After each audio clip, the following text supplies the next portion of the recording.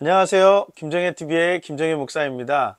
매번 한국교회와 그리고 세상의 문제, 특히 이제 한국교회 개혁의 문제, 한국교회는 도대체 어떻게 다시 부흥할 수 있을까를 좀 고민하고 있는데요. 그래서 함께 나누고 싶어서 이 김정혜TV를 통해서 여러 가지 이야기를 나누고 있습니다. 저는 개인적으로 한국교회사를 전공했고요. 한국교회사를 공부한 사람이고, 그리고 지금도 연구를 계속하고 있는데, 최근에 불거지고 있는 여러 가지의 문제들 중에 가장 우리를 힘들게 하고 있는, 그리고 우리를 좀 헷갈리게 만들고 있는 이야기가 바로 역사 논쟁에 대한 이야기인 것 같습니다. 특히 이번에 그 8월 15일 날 광복절을 기점으로 해서 논쟁이 벌어졌죠. 도대체 건국은 무엇이고 어디서부터 우리가 역사 이해를 도대체 어떻게 해야 하는 것이 맞는 것인지, 특히 크리스찬으로서 우리는 어떤 역사 이해를 가지고 있어야 되는지에 대해서 우리가 좀 알 필요가 있는데요. 이번에 계속해서 불거져 있는 이 건국의 이야기는 사실은 우리가 조금 이렇게 논쟁을 하고 있는 것 자체가 난센스이기도 하고, 이게 과연 올바른 논쟁의 방법인지에 대해서는 여전히 물음표가 있습니다. 그럼에도 불구하고 1919년으로 보는 견해, 1948년으로 보는 경에 도대체 대한민국은 언제 어떻게 시작됐는지 우리가 알 수 없는 이 지경까지 이른다는 것은 결코 바람직하지 않은 것 같고요. 그리고 벌써 대한민국이 정부가 수립된 지 벌써 70년이 넘어가는 이 상황 가운데서 우리가 도대체 어떻게 앞으로 역사를 이해하고 어떻게 논의를 이어가야 될지를 좀 고민할 필요가 있겠다, 그렇게 생각을 합니다. 특별히 이 대한민국 건국 과정의 이야기는 우리 한국 개신교하고 아주 밀접한 관계를 가지고 있기 때문에 한국 개신교의 역사를 이해하는 데 있어서도 이 대한민국의 건국 과정은 굉장히 중요한 의미를 가지고 있다, 저는 그렇게 생각을 합니다. 그런데 문제는 한 가지 저는 이해가 안 되는 부분들이, 언제를 건국으로 볼 것이냐라고 하는 것은 학자들에 따라서 대부분 다른 견해를 가질 수 있는 것이 사실이거든요. 그러니까 특히 근대 국가를 만드는 데 있어서 건국을 기점을 어디로 볼 것이냐라고 하는 데 있어서 학자들에 따라서 견해는 충분히 다를 수 있는 지점이 있는 것은 사실입니다. 그런데 우리 헌법을 시작하는 그 전문에 뭐라고 되어져 있느냐 하면, 대한민국의 역사, 헌법은 1919년 시작된 대한민국 임시정부의 법통을 계승한다라고 되어 있기 때문에, 그러면 건국이 1919년이냐 1948년이냐 라고 하는 데 있어서 상당히 많은 어려움이 좀 있는 것이 사실이거든요.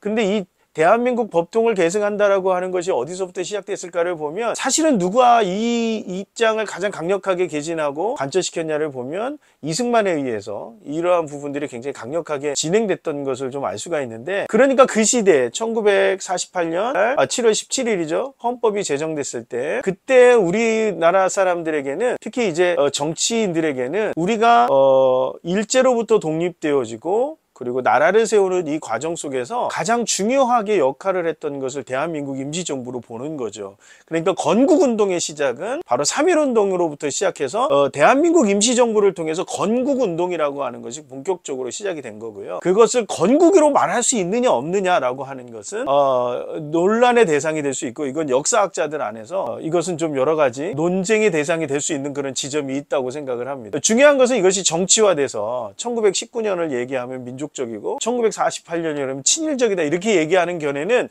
저는 굉장히 잘못된 역사 논쟁이라고 생각을 하고요. 확실한 것은 1919년에 건국운동이 시작되어서 1948년에 정부가 수립됨으로 인해서 건국이 완성되었다라고 보는 건데, 이제 통일을 지향하는 입장에서 헌법이 통일을 지향하고 있기 때문에 최종 민족국가 성립의 민족국가라고 하는 그 건국의 마침표, 그것은 아직 찍혀지지 않은 것으로 보는 것이 타당한 견해고, 지금까지 우리 대한민국은 그런 역사적 인식을 동일하게 해오고 있었다라고 하는 거죠. 그러니까 그 과정, 1919년 건국운동이 시작되어져서 1948년에 민주주의 국가로서의 국가가 건국되었다, 이렇게 보는 것이 저는 좀 합당한 의견이라고 생각을 하고요.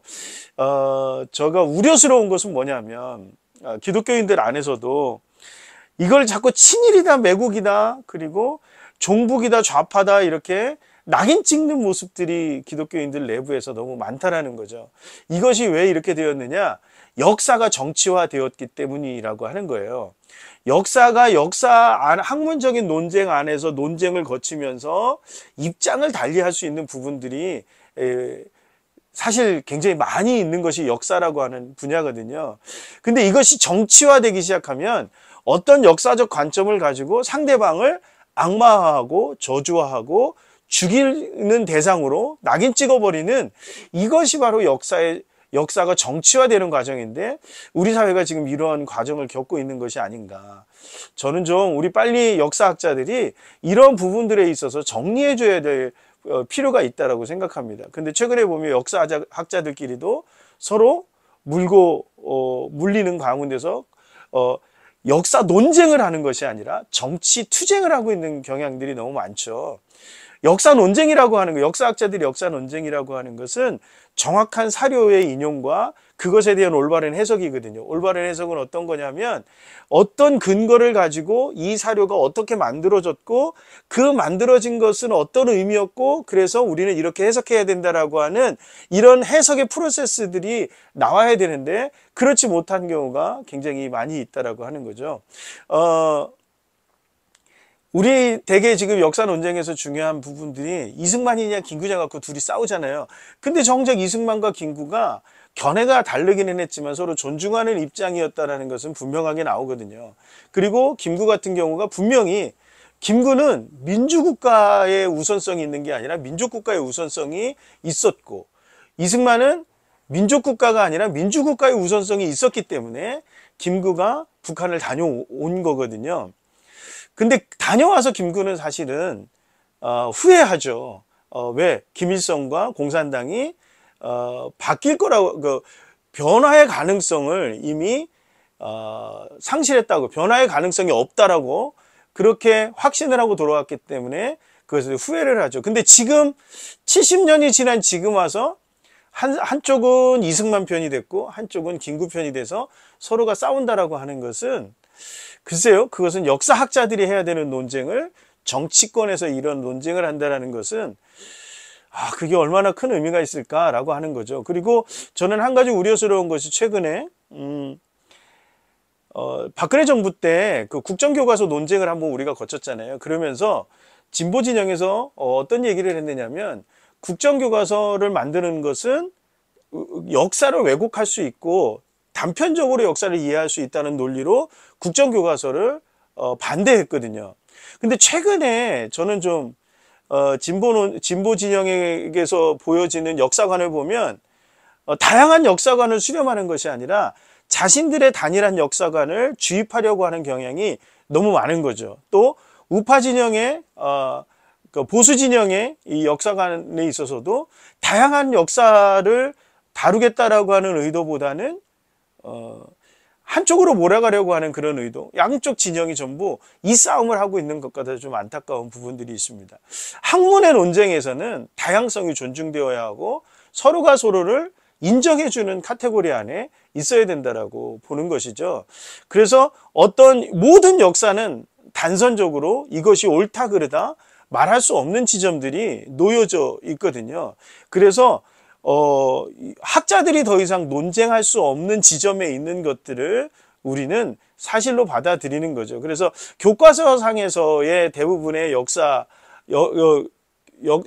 교과서를 만드는 것 중은 분명한 역사적 사실들이 있었고, 그 사실들을 통해서 우리가 어떤 것을 통해서 반면교사 삼아야 되는지에 대한 그러한 것들을 이야기하기 위해서 교과서를 만드는 거거든요. 역사 인식과 그 역사 인식이 없다면 앞으로 나아갈 수 없고 현실 인식을 할 수 없기 때문에 그런 거라는 거죠.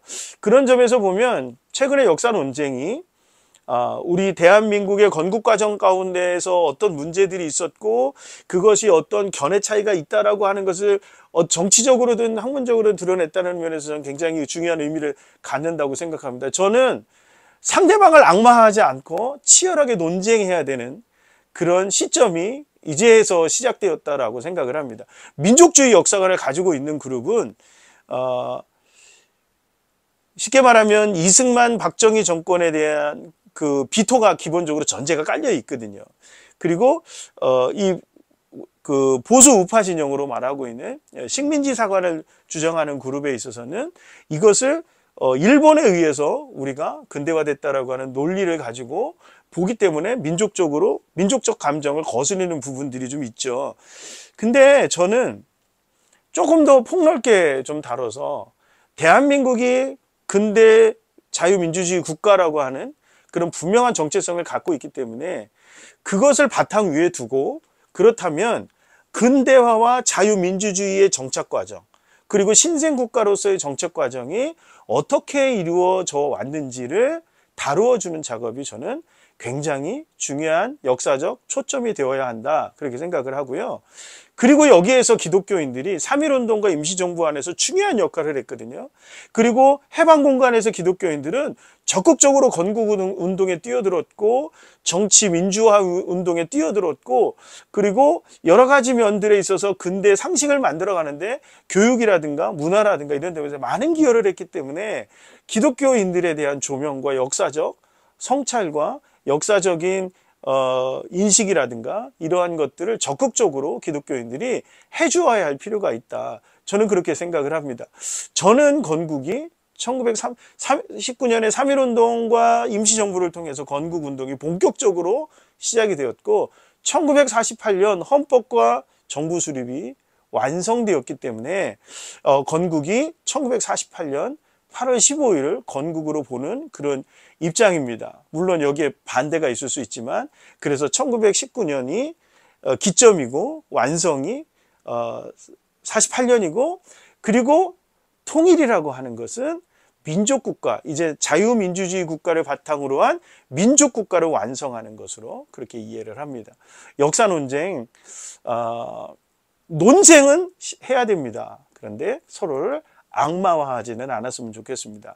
건전한 역사 논쟁으로 이제 대한민국의 역사가 다시 조명될 수 있기를 바라고, 우리 기독교인들도 적극적으로 여기에 함께 의견을 낼 수 있는 그런 공간이 마련되었으면 좋겠습니다. 감사합니다.